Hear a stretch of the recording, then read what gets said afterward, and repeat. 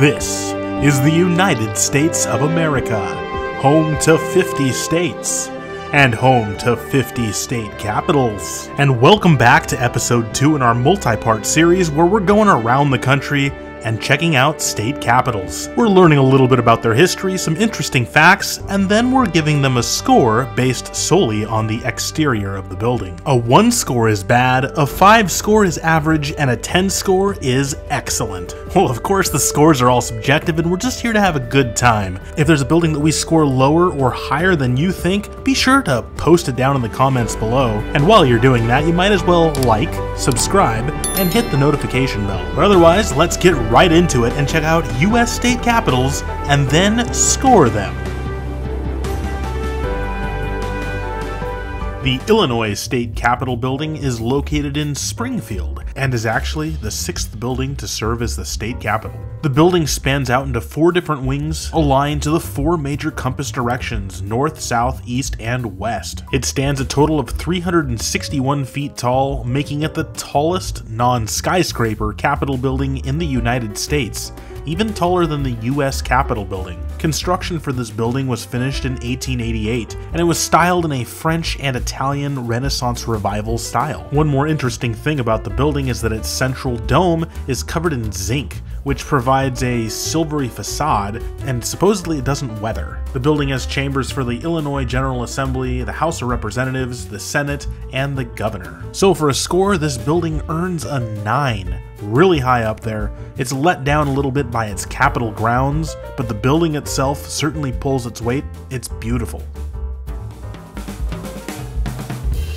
We head on over to the state of Indiana, to the city of Indianapolis, and check out the Indiana State House. This building took 10 years to make and was finished in 1888. The construction of this building actually came in under budget and it cost $1.8 million. $200,000 was returned back to a general fund because they didn't spend it. And when completed, it was the 2nd tallest building in the state. The building is cross-shaped, with a large central rotunda and a glass dome ceiling inside. In all, the building stands at a height of 256 feet. This Capitol building is really beautiful. You got these wonderful sightlines from the Soldiers and Sailors Monument from downtown, and you got these beautiful views of this Renaissance Revival building. The Capitol grounds aren't large, but the building is certainly stately. It gets a firm 9. The Iowa State Capitol building is located in Des Moines.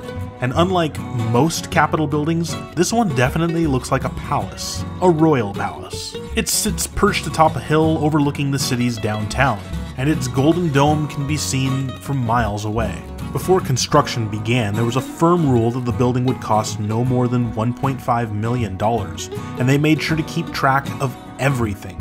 Unfortunately, they weren't able to hold true to their $1.5 million budgetary restriction. Nonetheless, after 15 years of construction, an audit showed that only $3.77 was unaccounted for.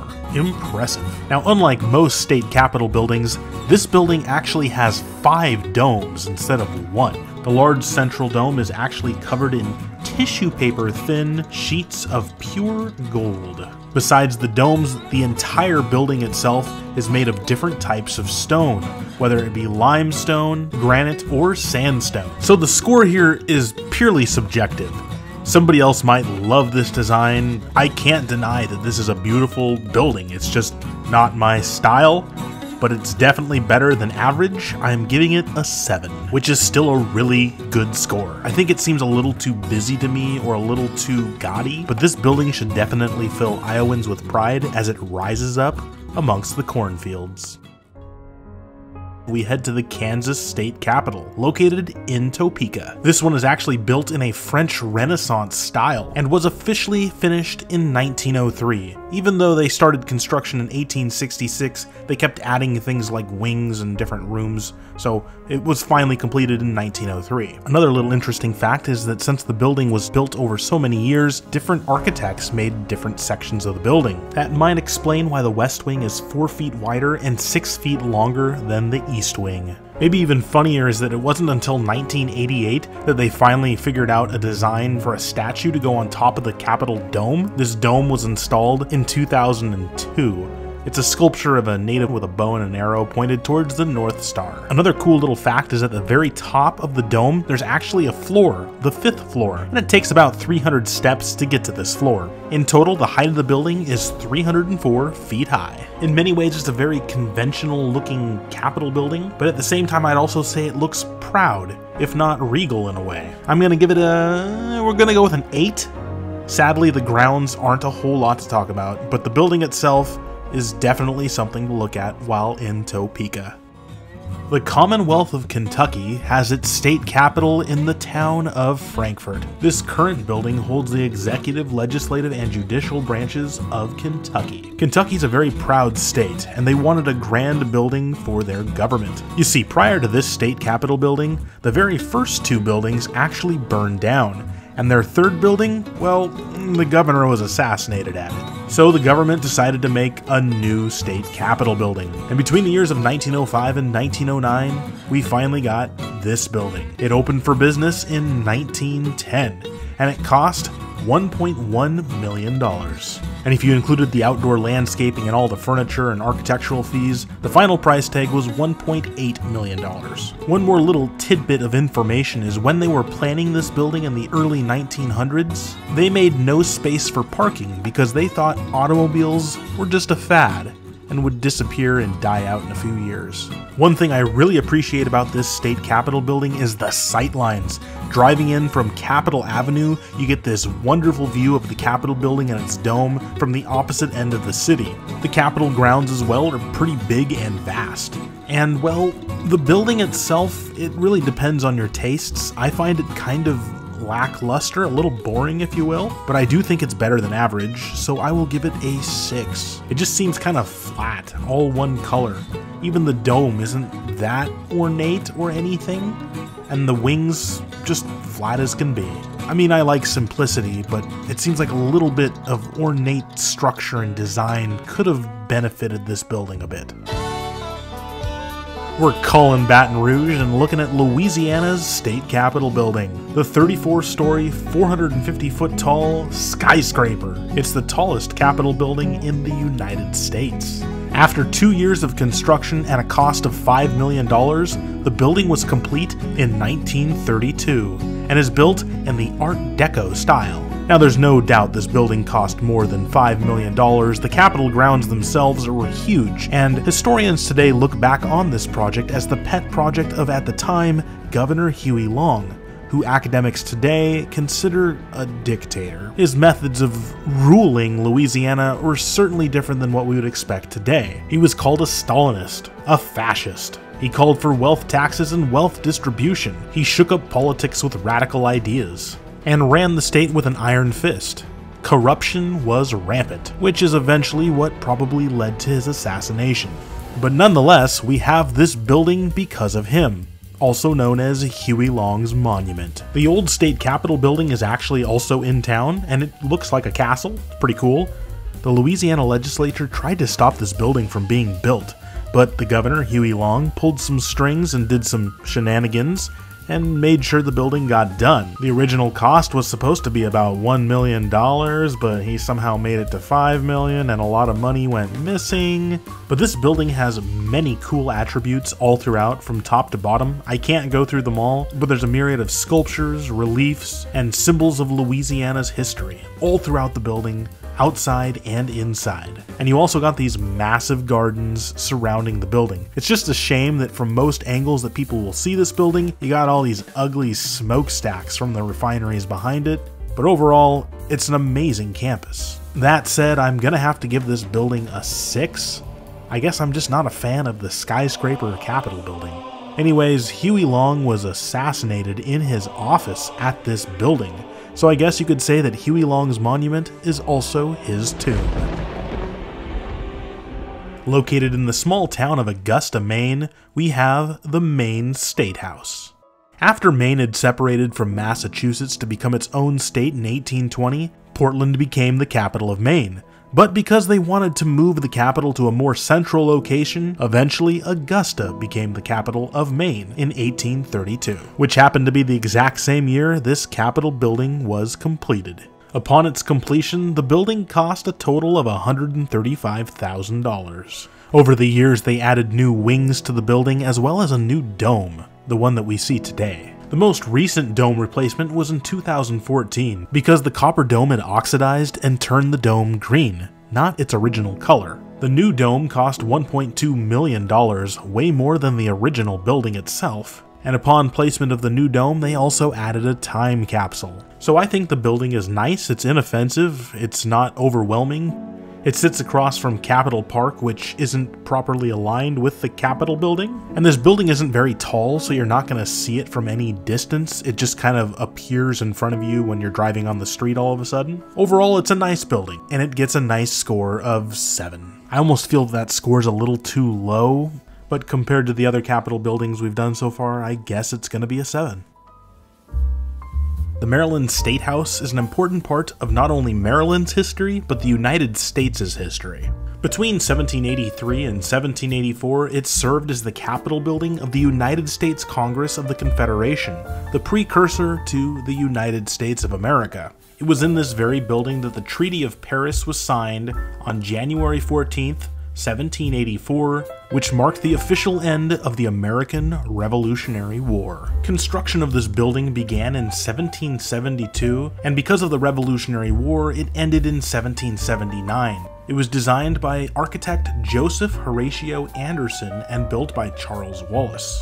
It was also built in the Georgian architectural design style. The dome, which was made of wood, was finished in 1794. And it's the largest wooden dome in the United States. The dome was also built without using any nails. From the base of the building to the very top of the dome and the weather vane, it stands at 181 feet tall. The last addition to this building was finished in 1905. So, as you can tell, this building has been around for a long time. It's actually the oldest U.S. state capitol building in continuous legislative use. Today, it houses the Maryland General Assembly plus the governor and lieutenant governor. And it's a very pretty state capitol building located literally a street away from downtown Annapolis. It's also across the street from St. John's College. Everywhere you'll look while standing around the state capitol building, you'll just see historic, beautiful, colonial, Georgian-style buildings. What really makes this Capitol building unique is that everywhere you look, it's going to look like you've gone back in time. The vibes, the historical setting, it's really beautiful. I'm gonna give it an 8 because it's really a unique experience. There's not many cities in America anymore where you can go and it feels like, oh,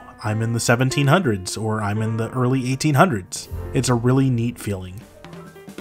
If you want extravagance, then head to the city of Boston to the Massachusetts State House. This building was completed in January of 1798 at an astounding cost of $133,000, 5 times more than the budget. By golly, could you imagine if prices were still that cheap today? Anyways, the building was built by American architect Charles Bulfinch. He actually built tons of different buildings across New England, including churches, government buildings, and most notably, he built the Intermediate United States Capitol Rotunda and Dome. Yeah, the one down in Washington, D.C. The Massachusetts State House was designed in the federal architectural style. The building was built on a prominent spot on land owned by John Hancock, who would later become the first elected governor of Massachusetts. Over the years, there have been several additions to the Massachusetts State House, including a major expansion in 1895 and the east and west wings in 1917. The building's dome is also made of wood, but it was covered in different materials. It was originally covered in copper by Paul Revere's Copper Company. You know, the guy who ran around saying the British are coming. Later in its life, the dome was covered in gold. And then for a short period in World War II, they painted the dome gray. Then as recently as 1997, they recovered the dome in 23-karat gold. Now looking at historical photos of this building, it was absolutely gorgeous and its location perched over the city was one of a kind. Today it's still nice, but I don't think the wings really match the center building itself. The Capitol grounds are nice, being across from the Boston Commons is wonderful, and its proximity to downtown are great, but I just don't think the building all flows together nicely. It doesn't match. Why are the wings a totally different color? So I'm gonna have to give it a 5. It's okay. If it was just the central building by itself, I think I would score this much higher, but the wings really do let it down. Michigan's capital moved from Detroit to Lansing in 1847. The reasoning?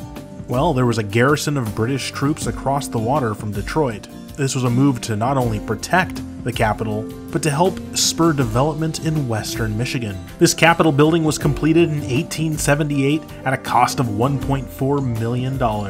And when finished, it was the third Capitol building of Michigan. The previous two capitals were both in Detroit.